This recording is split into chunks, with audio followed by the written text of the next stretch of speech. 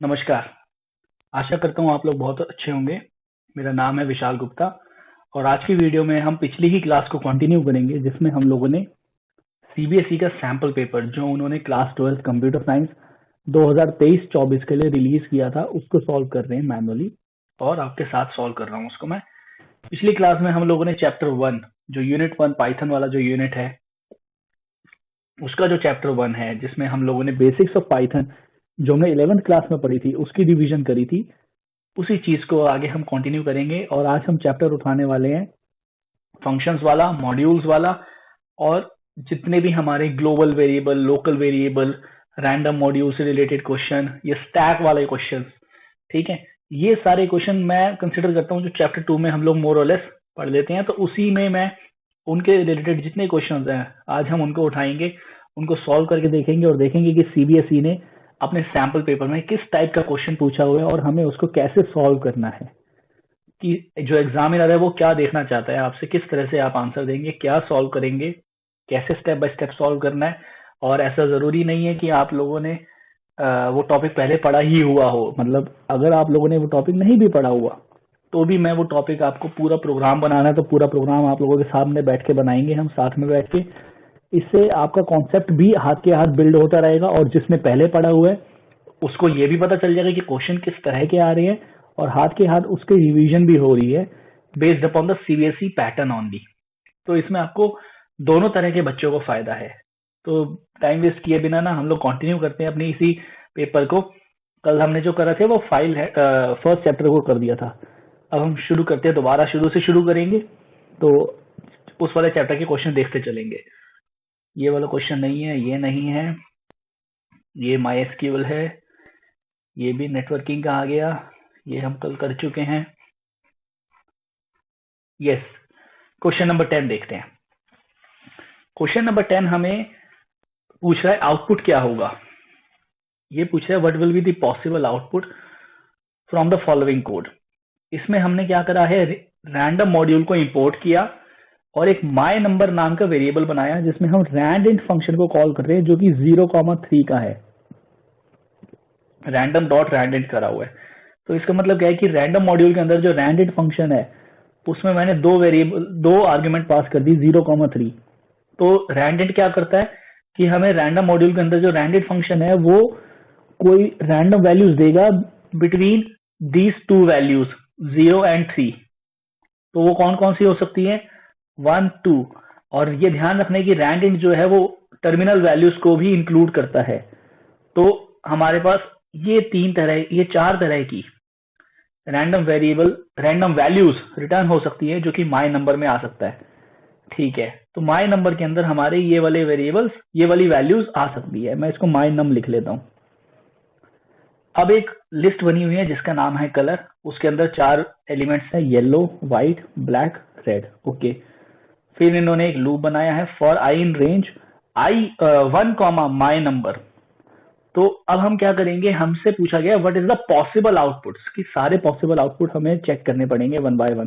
तो हमें हर एक रैंडम वैल्यू को उठा के देखना पड़ेगा इनमें से और फिर हम देखेंगे कि हर एक रैंडम वेरी वैल्यू के लिए मेरा क्या पॉसिबल आउटपुट है और उन पॉसिबल आउटपुट को मैं ऑप्शंस में सर्च करूंगा। तो जब मैं इस वाले में माई नंबर की वैल्यू पहले वाली उठाता हूं जो कि 0 है, तो ये लूप मेरा एक किस्म से क्या बन जाएगा, फॉर आई इन रेंज 1,0। तो रेंज 1,0 तो कुछ काम नहीं करेगा ढंग से, क्योंकि ये तो आपने उल्टा वो बना दिया। स्टेप तो आपका हमेशा बाय डिफॉल्ट पॉजिटिव है, तो 1 से 0 आप पॉजिटिव स्टेप के थ्रू नहीं जा सकते। तो ये वाला आपका रैंडम वैल्यू आप डिस्कार्ड कर दोगे। अगली रैंडम वैल्यू को पकड़ते हैं, 1 को पकड़ते हैं। अगर मैं लिखता हूं फॉर, अगर मैंने माई नम को 1 लिया तो मेरा ये लूप क्या बन जाएगा, 1,1। तो मतलब रेंज 1,1, आपका स्टार्ट है 1, स्टॉप भी 1 है, तो स्टॉप तक तो आप जाओगे ही नहीं। इसका मतलब है कि इस रेंज में कोई वैल्यू आएगी ही नहीं, क्योंकि स्टॉप से हम एक कदम पहले रुक जाते हैं। स्टॉप वाली वैल्यू कभी भी हम लोग इंक्लूड नहीं करते, स्टॉप से पहले तक ही हम जा सकते हैं। तो 1 से पहले तक जाना है और 1 से ही स्टार्ट करना है, वो तो पॉसिबल नहीं हो पाएगा हमारे लिए। इसका मतलब है कि हमें इस वाली रैंडम वैल्यू को भी हटा देना है, हमें ये भी कंसिडर नहीं करना, न 0 न 1। अब हमारे पास बचा 2 और 3। अब अगला नंबर उठाते हैं हम रैंडम 2। जब मैंने रैंडम नंबर 2 लिया तो मेरा ये बन गया फॉर आई इन रेंज 1,2। तो आई के अंदर कौन कौन सी वैल्यूज आएंगी, ये मेरा स्टार्ट है, तो आई के अंदर क्या आ सकता है, 1 आ सकता है, और इसके बाद 2 आ सकता था लेकिन 2 स्टॉप है तो 2 नहीं आएगा, तो आई के अंदर सिर्फ 1 आ सकता है। जब आई के अंदर 1 आएगा तो हम यहाँ पर अंदर गए लूप में, मैंने प्रिंट कर दिया कलर ऑफ आई, और आई की वैल्यू क्या है, 1 है। तो इसका मतलब क्या होगा, कलर ऑफ 1 क्या है, ये 0 इंडेक्स है लिस्ट में, ये 1 इंडेक्स है, ये 2 इंडेक्स है, ये 3 इंडेक्स है। इसका मतलब आपने इस वाली लाइन के थ्रू प्रिंट क्या कर दिया, कैपिटल में व्हाइट, और एंड में आपको स्टार लगाना है तो स्टार लगा दिया आपने, ठीक है। और सिर्फ खाली प्रिंट किया, खाली प्रिंट करने से आपका कर्सर जो है वो न्यू लाइन पर चला जाएगा।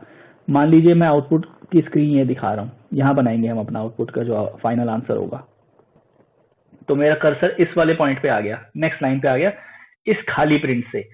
अब दोबारा लूप ऊपर गया, अभी कुछ नहीं होगा, अब व्हाइट स्टार हो गया, ठीक है। पहले ये देख लेंगे हम, एक आउटपुट हमारा बन गया जब माय नम की वैल्यू 2 है तो मेरा आउटपुट बन रहा है व्हाइट स्टार। अब मान लेते हैं अगली वैल्यू, अगर इसकी वैल्यू 3 है, क्योंकि मान लो हमें पॉसिबल आउटपुट तो सारे बताने हैं ना, और हमें ऑप्शन में चेक करना है, तो मैं थर्ड वाले को भी देखूंगा। माय नम अगर मेरा 3 है तो मेरा फॉर आई इन रेंज क्या बन जाएगा, एक बार इसको मैं इरेज कर देता हूं पूरे को।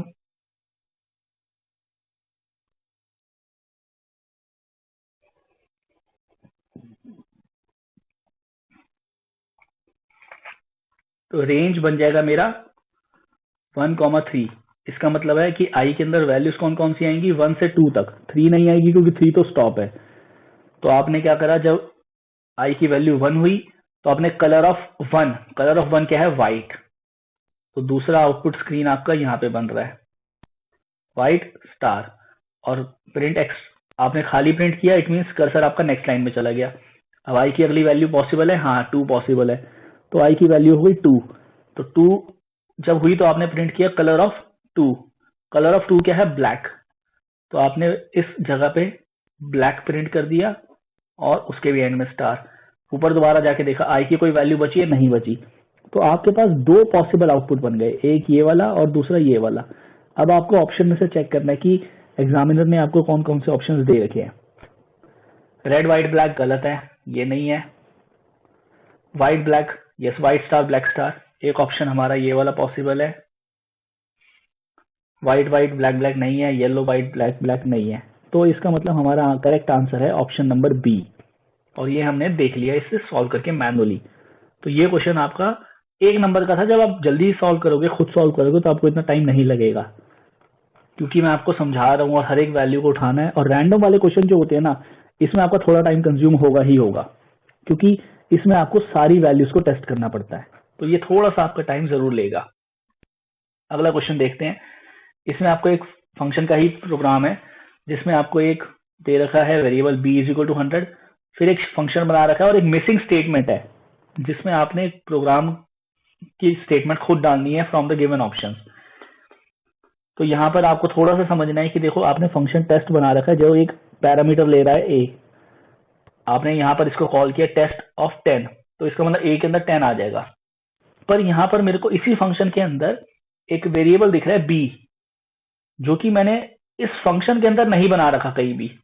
इसका मतलब ये है कि मैं इस b को, ये वाला जो b है, ग्लोबल वाला b, ग्लोबल वेरिएबल्स वो होते हैं जो किसी फंक्शन के अंदर नहीं होते, तो ऐसे वेरिएबल्स को हम ग्लोबल बोलते हैं। और ये वाला b वाला जो है, ये वाला जो स्टेटमेंट है b, ये ग्लोबल वेरिएबल को यूज करना चाह रहा है, इसका मतलब, क्योंकि इस फंक्शन के अंदर हमने कोई भी b नहीं बना रखा। तो फिर अगर हम इसको एक्सेस करना चाहते हैं तो हमें अपने ही फंक्शन के अंदर यहाँ पर लिखना पड़ेगा, इसको पाइथन को बताना पड़ेगा कि मैं जो b वेरिएबल यूज कर रहा हूं वो ग्लोबल वेरिएबल है। उसको हम लिखते कैसे हैं, ग्लोबल b। तो इससे मेरा फंक्शन के अंदर मैं अपने पाइथन को बता दूंगा कि भैया जब भी अब मैं b वेरिएबल लिखूंगा तो आप ये समझ जाना कि मैं ग्लोबल वाले b को ही रेफर कर रहा हूं। तो इसका आंसर आपका हो जाएगा ग्लोबल b, यानी कि ऑप्शन सी। ये भी आपका 1 नंबर का क्वेश्चन था। आगे बढ़ते हैं। ये वाला RDBMS का है, ये नेटवर्किंग है, ये फाइल हैंडलिंग है, ये हम कल कर चुके हैं। ये भी नहीं है, ये भी नहीं। यस, क्वेश्चन नंबर 21, जिसमें आपको इंटरनल चॉइस दे रखी है। क्वेश्चन के अंदर ही इंटरनल चॉइस है। ये 2 नंबर का क्वेश्चन है। इसमें आपको बोला गया है कि right a function count now places in Python. ठीक है, फंक्शन का नाम आपको वही रखना है जो क्वेश्चन ने दिया है। बहुत बार मैं देखता हूँ बच्चे फंक्शन का नाम अपनी मर्जी से रख देते हैं या आर्ग्यूमेंट का नाम चेंज कर देते हैं। आपको कुछ भी चेंज नहीं करना। फंक्शन का नाम आपका ये है, यही रहेगा। आर्ग्यूमेंट का नाम आपका ये है, पैरामीटर का नाम ये है, यही रहेगा। आपने इसमें कुछ भी चेंज नहीं करना। आपने बिल्कुल ऐसे ही करना। और ये ध्यान रखना, आपने पूरा प्रोग्राम नहीं बनाना। आपको क्वेश्चन बोल रहा है राइट अ फंक्शन, तो आपने सिर्फ फंक्शन बनाना है। बहुत बार बच्चे क्या करते हैं, पूरा प्रोग्राम बनाने लग जाते हैं, पूरा आउटपुट दिखाने लग जाते हैं। आपको ये लिस्ट वगैरह, ये डिक्शनरी वगैरह कुछ नहीं बनाना, ना आपको आउटपुट बताना, ना ये बताना। आपने सिर्फ ध्यान देना है इस वर्ड पे, राइट अ फंक्शन बोला गया है, तो आपको उसकी फंक्शन की फंक्शनैलिटी सेट करनी है। तो एग्जामिनर ये देखना चाह रहा है कि क्या आप फंक्शन बना पा रहे हो, नहीं बना पा रहे हो। आप खामखा में डिक्शनरी बनाओगे, एग्जामिनर उसके नंबर नहीं देगा, क्योंकि क्वेश्चन में वो बोला ही नहीं गया। तो आपने फंक्शन बनाना है, फंक्शन का नाम भी यही रखना है। तो इसको मैं विजुअल स्टूडियो कोड में बनाता हूँ, ताकि आप लोगों को इसको मैं रन करके भी दिखा सकूं कि हाँ ये प्रोग्राम हमारा रन कर भी रहा है या नहीं कर रहा। तो फिर हम चेक करते हैं इसको। यहाँ पे मैंने ये डिक्शनरी बना रखी है जस्ट इसलिए ताकि मैं रन करके आपको दिखा सकूं। मैंने दोनों पार्ट्स की बना रखी है, दूसरा पार्ट भी मैं आपको हाथ के हाथ पढ़ा देता हूँ। और पहले हम ऊपर वाले को समझते हैं। काउंट नाउ प्लेसेस जो है, ये वाला जो फंक्शन है, ये इसका काम ये है कि ये एक प्लेसेस नाम की डिक्शनरी को एज एन आर्ग्यूमेंट ले रहा है। प्लेसेस जो है आर्ग्यूमेंट, वो एक डिक्शनरी है। ठीक है, और उसमें क्या कर रहा है, वो चेक कर रहा है कि जिस भी प्लेस का लेंथ 5 कैरेक्टर से ज्यादा है, जैसे दिल्ली में 5 है तो दिल्ली डिस्प्ले नहीं होगा, लंदन में 6 है तो ये डिस्प्ले होगा, पेरिस में 5 है ये डिस्प्ले नहीं होगा, न्यूयॉर्क में 5 से ज्यादा है तो न्यूयॉर्क डिस्प्ले होगा। तो देखो लंदन और न्यूयॉर्क दोनों डिस्प्ले हो जाने चाहिए। तो आपको ये देखना है कि जो जो प्लेसेस आपकी 5 के कैरेक्टर से ज्यादा है वो वाली डिस्प्ले करनी है आपने, तो ये आपके डिस्प्ले हो जाएंगे। तो इसके लिए हमें लिखना है, पहला ऑप्शन ये है। दूसरा ऑप्शन क्या है कि आपने एक लेन वर्ड्स करके दोबारा से फंक्शन ही लिखना है, जो कि एक आर्ग्यूमेंट ले रहा है स्ट्रिंग करके, और उसमें आपको स्ट्रिंग की जितने भी वर्ड्स हैं, जैसे सपोज एक स्ट्रिंग दे रखी है come let us have some fun, इसमें जितने भी वर्ड्स हैं, इसमें वर्ड्स कौन से हैं, कम है, लेट है, अस है, हैव अस, सम फन, तो इनकी लेंथ कितनी कितनी है, 4 3 2 4 4 3। तो आपको ये लेंथ का एक टपल बना देना है और ये टपल आपने रिटर्न करना है अपने फंक्शन से। तो ये दोनों प्रोग्राम्स को हम लोग बनाते हैं विजुअल स्टूडियो कोड में। पहले ऊपर वाला बना के दिखा रहा हूं आपको। मैंने इसी तरह की डिक्शनरी ली है जो इन्होंने दी है मुझे, और उसको मैं फंक्शन को बस कॉल करूंगा। देखो फंक्शन का नाम मैं वही रखूंगा जो क्वेश्चन ने दे रखा है, वो हम चेंज नहीं करेंगे। फंक्शन का नाम क्या है, डेफ काउंट नाउ प्लेसेस, ये फंक्शन का नाम है। अब मुझे यहाँ पर इसकी फंक्शनैलिटी सेट करनी है।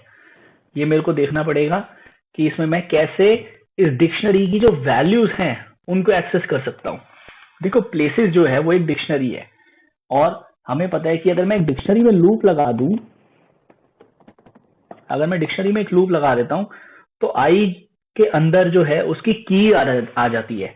मतलब आई के अंदर क्या आएगा, मैं इसको अनकमेंट कर देता हूं।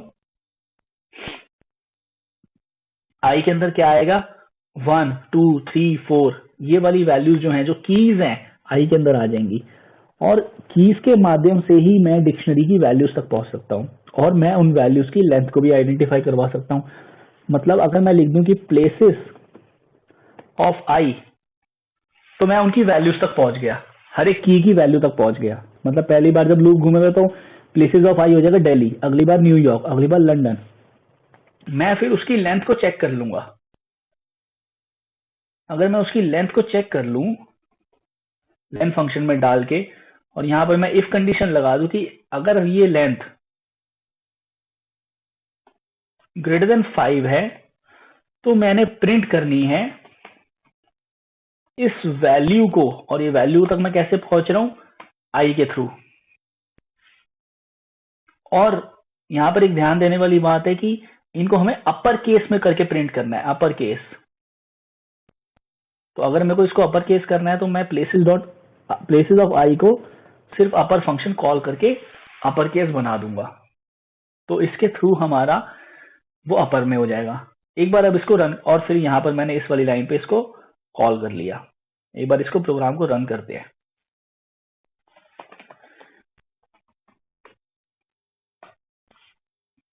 देखो आउटपुट हमारा वही आ रहा है, न्यूयॉर्क और लंदन, जो हमें एक्सपेक्टेड था। तो आई होप ये चीज क्लियर है, ये प्रोग्राम आपको कोई डाउट नहीं है इसमें। ये हमारा ऊपर वाला पार्ट था। अगर कोई बच्चा नीचे वाला पार्ट सॉल्व करना चाहता है तो हम उसको भी सॉल्व कर लेते हैं। हमें एक फंक्शन लिखना है लेन वर्ड्स, जिसमें हमें उसकी हर एक वर्ड की लेंथ को रिटर्न करना है टपल में डाल के। तो ठीक है, मैंने यहाँ पर एक स्ट्रिंग बना ली और फंक्शन का नाम वही रखना है जो दे रखा है, लेन वर्ड्स स्ट्रिंग। तो डेफ लेन वर्ड्स स्ट्रिंग। और यहां पर मैं क्या करूंगा, जब भी हम लोगों को स्ट्रिंग में से वर्ड्स निकालने हैं, तो वर्ड्स निकालने के लिए हम लोग कौन सा फंक्शन यूज करते हैं, हमेशा याद रखना है आपने स्प्लिट फंक्शन यूज करना है। स्प्लिट फंक्शन हमने कल वाली क्लास में देखा भी था, एक शायद आउटपुट का क्वेश्चन। तो मैं यहाँ पर इस वाली स्ट्रिंग को स्प्लिट कर दूंगा, तो मेरे पास इस स्ट्रिंग में जितने भी वर्ड्स हैं, मतलब come let us have some fun वाले जितने भी वर्ड्स हैं, कम है, लेट है, अस है, हैव है, सम है, फन है, ये सारे वर्ड्स मेरे पास लिस्ट की फॉर्म में आ जाएंगे, जिसको मैं एक वेरिएबल एक्स नाम के में स्टोर कर सकता हूँ। तो एक्स नाम के वेरिएबल में मेरे पास ये सब आ गए। अब क्योंकि मेरे को वेरिएबल्स जो ये वैल्यूज हैं इनकी लेंथ को टपल में रिटर्न करना है, तो मैं एक y नाम का वेरिएबल बना लेता हूं जो कि एक एम्प्टी टपल है। अभी मैंने खाली एक टपल बना दिया बस। अब मैं क्या करूंगा, इस x में जिसके अंदर सारे वर्ड्स आ चुके हैं in the form of a list, वो कुछ ऐसे दिख रहे होंगे, x में इस तरह से दिख रहे होंगे, come, let, us, have, some, fun, इस तरह से वो लिस्ट बन गई होगी x की। अगर मैं इस x में लूप लगा देता हूं तो इस i के अंदर पहली बार कम आएगा, फिर लेट आएगा, फिर अस आएगा, इस तरह से आएगा। और मैंने इस y में उस i की लेंथ को अपेंड कर देना है। और हम लेंथ टपल में अपेंड तो कर नहीं सकते क्योंकि टपल्स इम्यूटेबल हैं, तो मैं उसी में कॉन्कैटिनेट करके और उसी को ओवरराइट कर दे रहा हूं। तो y को ही ओवरराइट कर दिया मैंने उसके साथ। और जब ये चीज मैंने कर दी, जब ये लूप खत्म हो जाएगा तो मैं लूप से बाहर आके इस वैल्यू y को रिटर्न कर दूंगा। यहाँ पर मैंने कॉमा इसलिए लगाया है क्योंकि सिंगल वैल्यू टपल कभी बनती नहीं है। तो सिंगल वैल्यू टपल अगर आपने बनानी है तो आपने उसके एंड में कॉमा लगाना पड़ता है। और फिर इस वाली लाइन में मैंने इसी फंक्शन को कॉल कर दिया। इसको अब हम रन करके देख लेते हैं एक बारी। 432443 ये वाली टप्पल हमारे पास आ रही है और एक्सपेक्टेड आउटपुट क्या है, 432443। इट मीन्स कि हमारा प्रोग्राम करेक्टली रन कर रहा है। तो ये वाला क्वेश्चन हम लोगों का, हमने दोनों पार्ट्स को प्रोग्राम बनाकर सॉल्व करके देख लिया, वो हमारे रन हो रहे हैं। ये क्वेश्चन आपका था 2 नंबर का, जो आपको सेक्शन बी में दिखा है। अब हम आगे बढ़ते हैं। ये है एसक्यूएल का।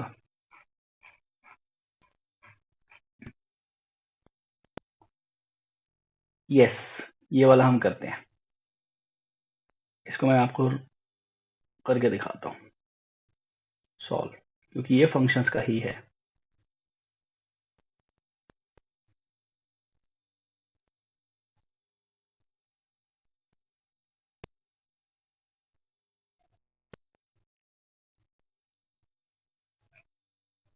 यस, यहां पर एक फंक्शन है डेफ चेंजर करके, और इसमें 2 वैल्यूज हैं, 2 आर्ग्यूमेंट्स हैं p और q। जो ये वाली आर्ग्यूमेंट है ये आपकी है डिफॉल्ट आर्ग्यूमेंट। ऐसे आर्ग्यूमेंट्स को हम डिफॉल्ट आर्ग्यूमेंट बोलते हैं जिसमें हमने फंक्शन को डिफाइन करते समय ही उस आर्ग्यूमेंट की एक डिफॉल्ट वैल्यू दे दी है। तो ये q की डिफॉल्ट वैल्यू 10 है। इसका मतलब ये है कि जब भी मैं इस फंक्शन चेंजर को कॉल करूंगा अगर मैंने 2 आर्ग्यूमेंट पास करे तो p और q की वैल्यूज ओवरराइट हो जाएंगी, लेकिन अगर मैंने एक ही वैल्यू पास करी, एक ही आर्ग्यूमेंट पास करी, जैसे मैं इस वाली लाइन पे कर रहा हूँ चेंजर ऑफ b, तो यहाँ पर देखो मैं चेंजर को एक ही आर्ग्यूमेंट पास कर रहा हूँ, तो ऐसे केस में p की वैल्यू जो b की वैल्यू है वो तो p के अंदर आ जाएगी, क्योंकि आपने q की कोई वैल्यू पास नहीं करी, तो वो उस समय उसकी डिफॉल्ट वैल्यू जो कि 10 है उसको उठा लेगा, उसको कंसिडर करेगा। तो हम यहाँ पे इसको शुरू करते हैं प्रोग्राम को सॉल्व करना और इसका आउटपुट बताते हैं क्या आता है। देखो यहाँ पर हमें सिर्फ अभी फंक्शन बना हुआ है, हमें समझ आ गया, पाइथन इस लाइन पे पहुंचेगा। a नाम का वेरिएबल बन गया जो कि 200 है, b नाम का वेरिएबल बन गया जिसकी वैल्यू है 20। आपने बोला a is equal to changer a comma b, तो आपने यहाँ पर इस फंक्शन को कॉल करा और आपने इसमें वैल्यू क्या पास करी, 20 और 200 और 20। तो p के अंदर आपकी वैल्यू आ गई 200 और q के अंदर आपकी वैल्यू आ गई 20। ये आपका p है और ये आपका q है। अब आप इस फंक्शन के अंदर गए, p is equal to P divide by Q, मतलब p is equal to 200 divide by 20, यानी कि 10। ये ध्यान देना है आपने, 10.0 बनेगा, ये 10.0 रहेगा, क्योंकि जब भी आप सिंगल डिवाइड करते हो तो वो फ्लोट वैल्यू रिटर्न करता है। फिर q की वैल्यू कुछ आएगी, लेकिन आपने रिटर्न p ही करना है, तो p की वैल्यू तो आपके निकल चुकी है, आपको ये वाली स्टेटमेंट तो रन करके भी नहीं देखनी।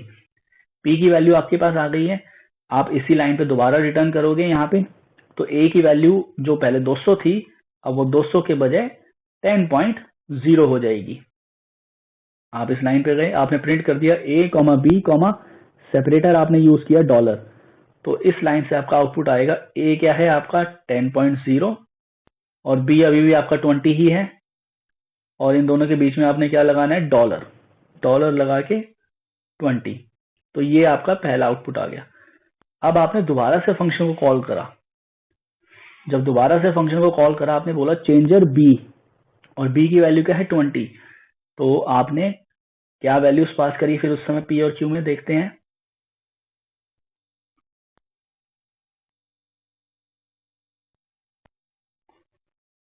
आपने वैल्यू पास करी 20 और q की कोई वैल्यू पास नहीं करी, तो q की वैल्यू बाय डिफॉल्ट बन जाएगी 10, तो q की वैल्यू बन गई 10, p की वैल्यू 20।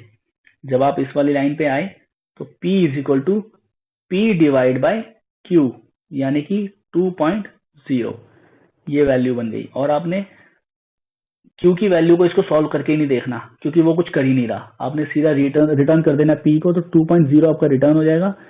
इस वाली लाइन पे आप आए तो b की वैल्यू क्या हो जाएगी 2.0, तो जो 20 थी उस 20 की जगह वैल्यू क्या हो गई 2.0।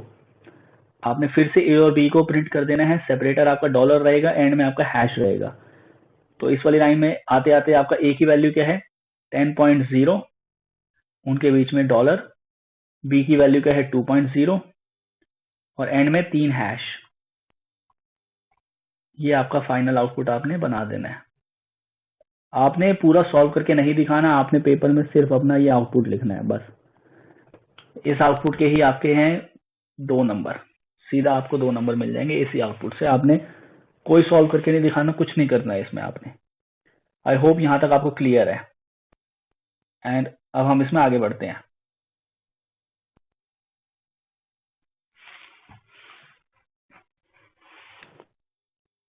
हमारा सेक्शन बी कवर हो गया। देखो सेक्शन ए में हम लोगों ने एक एक नंबर के 2 क्वेश्चन देखे, और ऐसी सेक्शन बी में हमने 2-2 नंबर के 2 क्वेश्चन देखे, तो मतलब 2 नंबर और 4 नंबर, हमारे 6 नंबर हमने यहाँ से बना लिए। अब हम आगे बढ़ते हैं, ये भी हमारे काम का नहीं है आज। ये फाइल हैंडलिंग का क्वेश्चन है, ये भी हमारे काम का नहीं है आज। यस, ये हमारे स्टैक वाला क्वेश्चन आ गया। ठीक है, इस वाले क्वेश्चन में हम देखते हैं कैसे हम लोगों को बोला जा रहा है क्या करना है हमें स्टैक के साथ। देखो हमें बोला गया कि एक लिस्ट है एन लिस्ट करके, जो कि रिकॉर्ड रखती है इस तरह से city, country, distance from Delhi. Okay, each of these records are nested together. इसका मतलब जो ये एन लिस्ट है वो एक नेस्टेड लिस्ट है। ठीक है, उसके अंदर डिफरेंट डिफरेंट लिस्ट है इस प्रकार की। ओके, तो आपको यूजर डिफाइंड फंक्शन बनाने, दोबारा से ध्यान रखो आपने सिर्फ फंक्शन बनाना है, पूरा प्रोग्राम नहीं बनाना। और एक स्टैक बनाना है ट्रैवल करके, ठीक है, जिसका नाम होगा ट्रैवल। तो आपने स्टैक का नाम भी याद रखना है कि ट्रैवल ही यूज करना है, कोई और नाम नहीं रखना आपने अपनी मर्जी से। उसमें आपने 2 फंक्शन बनाने हैं, एक पुश एलिमेंट फंक्शन का नाम यही रहेगा और एक पॉप एलिमेंट फंक्शन का नाम फिर भी यहाँ पर भी यही रहेगा।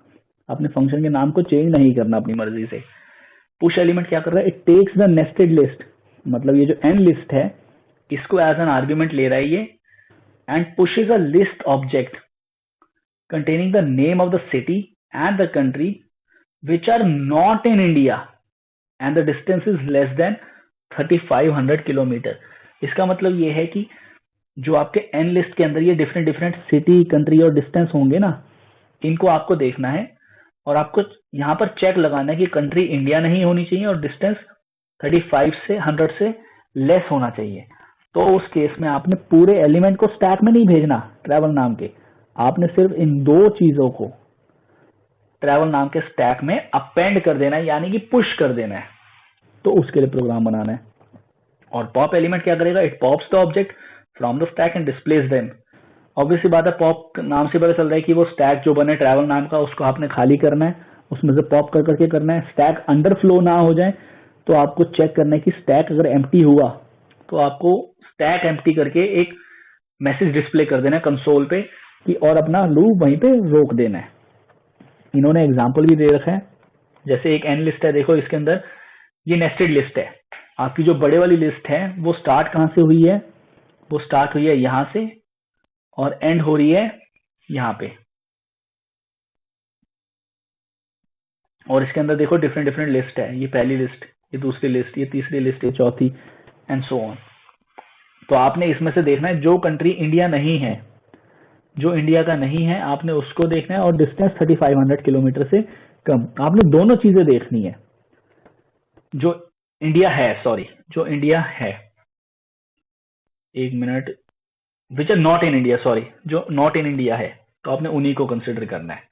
And distance is less than 3500 kilometre. तो इसके लिए हम लोग प्रोग्राम बनाते हैं डायरेक्टली विजुअल स्टूडियो कोड में। मैं इसमें पूरा वो नहीं करूंगा, इसमें मैं सिर्फ फंक्शन ही बनाऊंगा क्योंकि प्रोग्राम में फंक्शन बोला गया है। फंक्शन का नाम वही रखना है। पहले मैं पुश एलिमेंट का बना रहा हूं। सबसे पहले हम एक ट्रैवल नाम का स्टैक बना लेते हैं, जो कि स्टैक को हम लोग पाइथन में लिस्ट के थ्रू इंप्लीमेंट करते हैं। तो मैं इसलिए एक ट्रैवल नाम की लिस्ट बना ली। अब मैं वो फंक्शन बनाऊंगा push element in list, push element in list.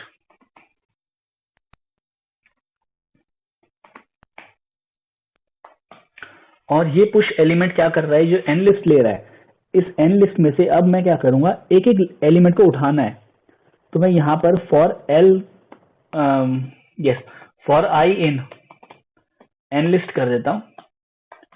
तो आई के अंदर मेरा एक एक लिस्ट आ जाएगी जो अंदर लिस्ट है, और फिर मैं चेक करूंगा कि इफ इस आई का जो मेरा कंट्री कौन से इंडेक्स पे है, 1th इंडेक्स पे, तो आई का 1th index not is equal to India है,